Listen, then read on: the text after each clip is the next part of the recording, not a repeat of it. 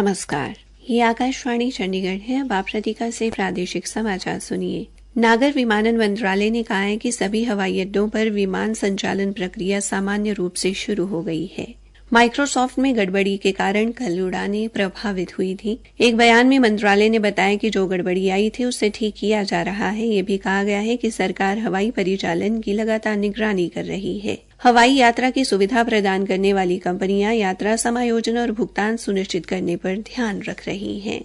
डबवाली को जिला बनाने की मांग पर हरियाणा के मुख्यमंत्री नायब सिंह ने कहा है कि राज्य सरकार ने इसके लिए एक समिति गठित की है। डबवाली को जिला बनाने की मांग भी इस समिति को भेज दी जाएगी और समिति जिला बनाने के मापदंडों के आधार पर अपना फैसला लेगी। उन्होंने कहा कि जो भी मांग आती है, चाहे जिला बनाने की मांग हो या फिर किसी क्षेत्र को खंड बनाने की मांग, उसे समिति के पास भेज दिया जाता है। प्रवर्तन निदेशालय ने सोनीपत से कांग्रेस विधायक सुरेंद्र पवार को यमुनानगर क्षेत्र में गैर कानूनी खनन मामले में गिरफ्तार कर अंबाला जिला सत्र अदालत में पेश किया है। फिलहाल जिला एवं सत्र न्यायाधीश कंचन माही की अदालत में सुनवाई चल रही है। प्रवर्तन निदेशालय ने पूछताछ के लिए उनका रिमांड मांगा है।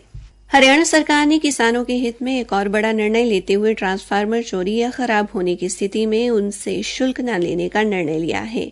ये दिशा निर्देश तत्काल प्रभाव से लागू होंगे। हरियाणा विद्युत नियामक आयोग के प्रवक्ता ने बताया कि मुख्यमंत्री द्वारा लिए गए निर्णय के अनुसार इस वर्ष 15 जनवरी को अधिसूचित हरियाणा विद्युत नियामक आयोग विद्युत आपूर्ति संहिता विनियमन 2024 में संशोधन किया गया है, जिसके अनुसार अब उपभोक्ताओं से ट्रांसफार्मर की चोरी या प्राकृतिक आपदाओं से खराब होने की स्थिति में बदलने या मरम्मत करवाने के लिए किसी भी प्रकार का शुल्क नहीं लिया जाएगा। जबकि पहले उपभोक्ताओं द्वारा ट्रांसफार्मर की वारंटी में खराब या चोरी होने पर उसकी कीमत का 20% तथा वारंटी खत्म होने पर बदलने की स्थिति में ट्रांसफार्मर की कीमत का 10% शुल्क जमा करवाया जाता था। ट्रांसफार्मर बदलने या मरम्मत करने की एवज में किसानों पर अनावश्यक वित्तीय बोझ पड़ता था। इसे देखते हुए सरकार ने मौजूदा प्रावधानों को संशोधित किया है ताकि किसानों पर अतिरिक्त लागत का बोझ न पड़े। हरियाणा के उद्योग एवं वाणिज्य मंत्री मूलचंद शर्मा ने चरखी दादरी जिले के क्षेत्रीय परिवहन कार्यालय के मोटर वाहन अधिकारी को अपना काम सही तरीके से न करने और जरूरी बैठकों को अनदेखा करने के कारण निलंबित कर दिया है।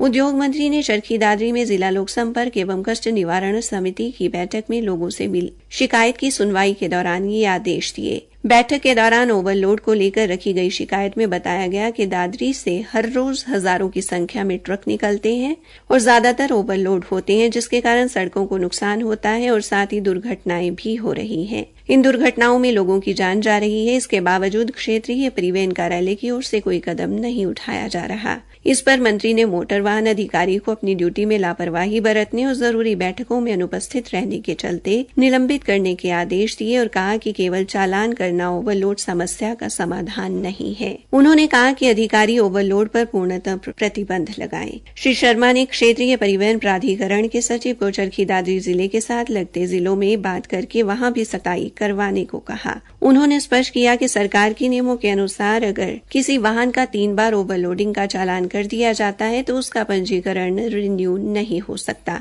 ऐसे ही 2 बार ओवरलोड का चालान होने वाले चालक का लाइसेंस रद्द हो सकता है। बैठक के बाद मीडिया से बातचीत में उद्योग मंत्री ने बताया कि बैठक में कुल 14 शिकायतें रखी गई थी, जिनमें से 9 का मौके पर समाधान कर दिया गया। बाकी को अगली बैठक के लिए लंबित रखा गया है और इनके समाधान के लिए आवश्यक दिशा निर्देश दिए गए हैं।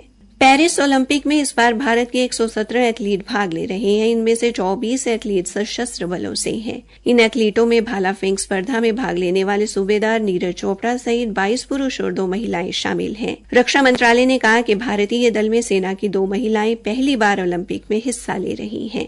इसी के साथ ये समाचार बुलेटिन समाप्त हुआ।